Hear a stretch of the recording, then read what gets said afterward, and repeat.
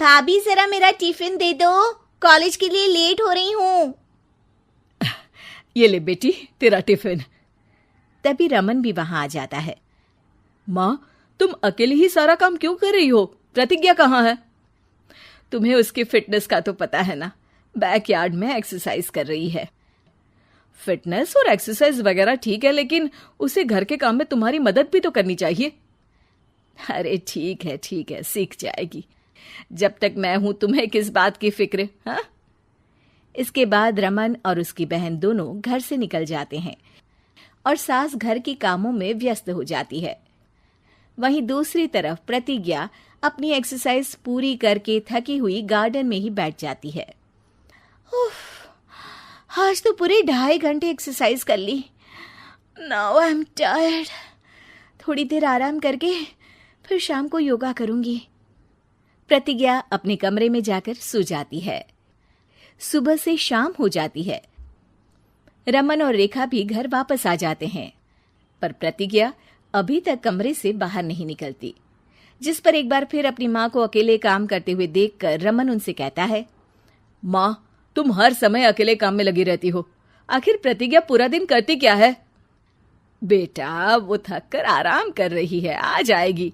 तुम हाथ मुंह धोकर डिनर करने आ जाओ। रमन बिना कुछ बोले वहां से चला जाता है।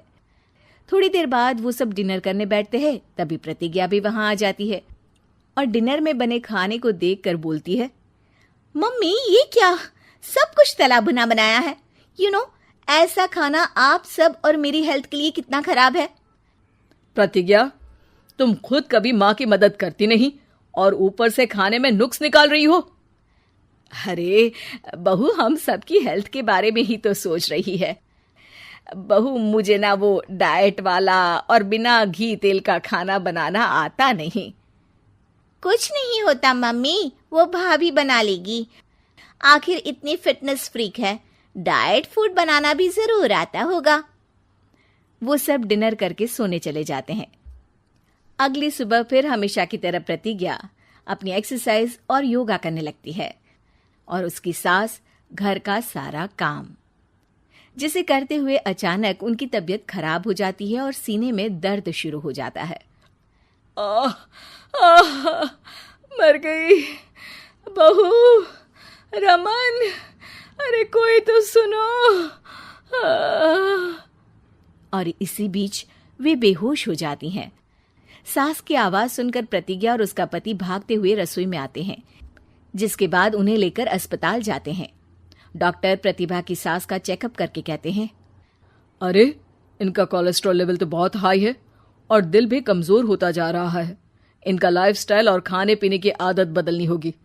सिर्फ light and non oily food ही खाना है और कुछ समय तक पूरा रेस्ट, साथ में कुछ एक्सरसाइज या योगा करे तो अच्छा रहेगा। पूरी जांच के बाद डॉक्टर उन्हें घर भेज देते हैं। अब घर का सारा काम प्रतिज्ञा को करना पड़ता है, जिससे वो अपनी सास के साथ पूरे घर को डाइट फूड खिलाना शुरू कर देती है। प्रतिज्ञा, ये क्या बेस्वाद और फीका खाना है, मैं ये सब नहीं खाने वाला। हाँ भाभी, बीमार तो मम्मी है, फिर हम ऐसा खाना क्यों खाएं?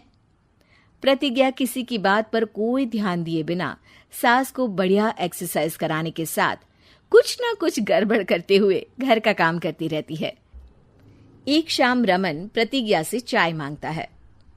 ये लीजिए, पर मैंने इसमें चीनी थोड़ी कम डाली है। रमन चाय पीता है और तुरंत ही उसे दोबारा कप में पलट देता है। अर्र, कौन सा जहर है?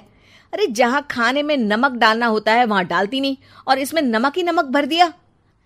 उई माँ, सॉरी, मैं दूसरी चाय बना देती हूँ।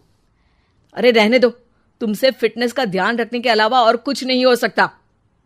इसके बाद प्रतिज्ञा कपड़े धोने जाती है, जिसमें वो रंगीन और सफेद सब कपड़े एक जगह मिक्स कर देती है, जिससे एक कपड़े का रंग दूसरे पर चढ़ जाता है और उसी वजह से रेखा की नई ड्रेस खराब हो जाती है।